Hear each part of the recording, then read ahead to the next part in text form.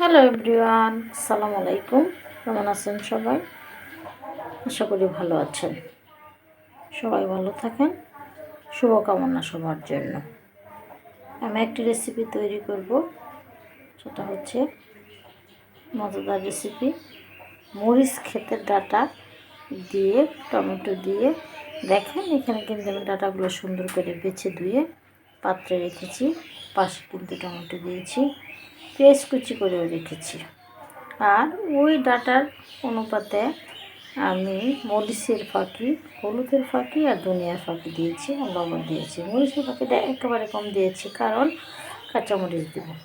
আর আমি কিন্তু রান্না করব এই মলা মাছ দিয়ে। মলা মাছ দিয়ে রান্না করব। চুলাতে পাত্র বসিয়েছি। দেখেন আমার তেলের পরিমাণটাও কিন্তু একবারে কম দিয়েছি। পেঁয়াজটা দিয়েছি তেলের মধ্যে, পেঁয়াজটা হয়েছে, গরম হয়েছে বেশি, এই জন্য একটা শব্দ। আমি কিন্তু তেলের পরিমাণটাও দেখেন একেবারে কম দিয়েছি। সবসময় সব কিছু ঠিকঠাক করে দিতে হবে, তাহলেই কিন্তু টেস্ট হবে এবং ভালো লাগবে। কোনো কিছু বেশি দেওয়া যাবে না। দেখেন আমার পেঁয়াজের কালারটা কিন্তু বাদামি কালার হয়ে গেছে। এখন কিন্তু আমি সবগুলা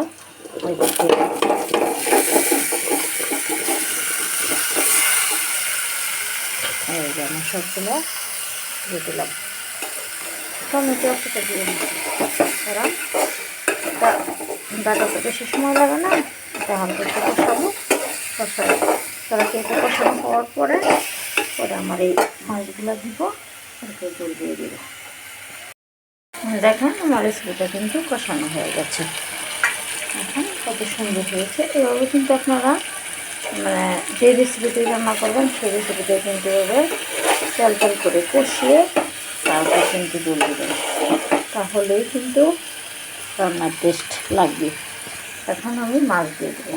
মাছ দিয়ে তারপরে কিন্তু আমি কী করবো, জল দেবো। মলা মাছগুলো দিয়ে দিব।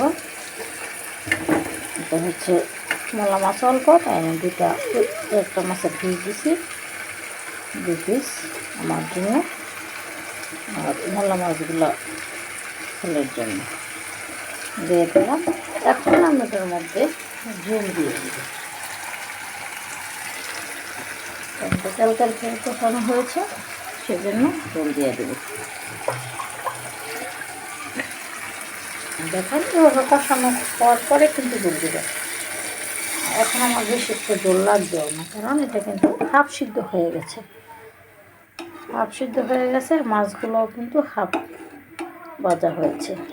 এই জন্য এখানে আর বেশি জল লাগবে না, হালকা একটু জল দিলেই হবে। আর অল্প জল দিলে ওই রেসিপিটার টেস্টটা ঠিকঠাক থাকবে, বেশি জাল করতে হবে না। এই জন্য এখন ডেকে দেবো। দেখুন বন্ধুগণ, রেসিপিটা কিন্তু প্রায় হয়ে গেছে, শেষ অংশে।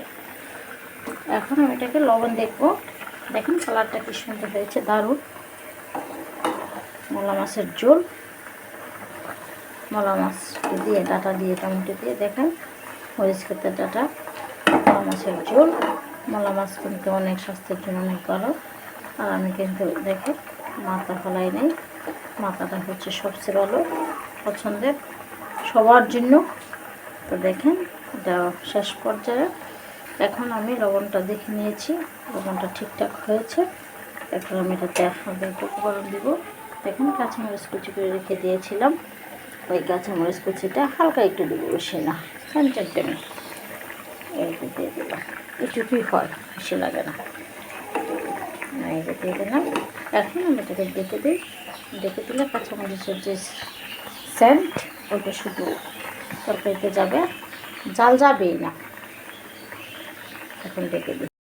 দেখেন বন্ধুরা, আমার রেসিপিটা কিন্তু হয়ে গেছে, দারুণ হয়েছে। দেখুন এটা ঝোল রান্না করেছি। ঝোলটা আসলে ভালো স্বাস্থ্যের জন্য। ঝোলটা একটু প্রতিদিন একবার খাইতে পারলে অনেক ভালো। আপনারা কিন্তু এভাবে হালকা পাতলা একটা ঝোল রান্না করবেন।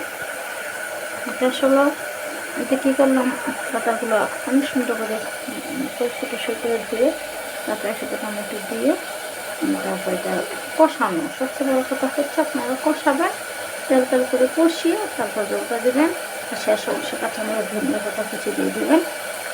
লবণটা ঠিকঠাক দেখে, রান্নার লবণটা ঠিকঠাক দেখে ঠিক হয়েছে, বেশি না কমও না, ঠিকঠাক আছে। এভাবে কিন্তু রান্না করলে দারুণ টেস্ট। দেখেন কালারটা একবারে ওয়াও, সেটিও হয়েছে। তো আমার এবার আপনারা রান্না করবেন এবং খাবেন এবং আমাকে বেশি বেশি কমেন্ট করবেন। তো সবাই ভালো থাকবেন, আল্লাহ হাফেজ।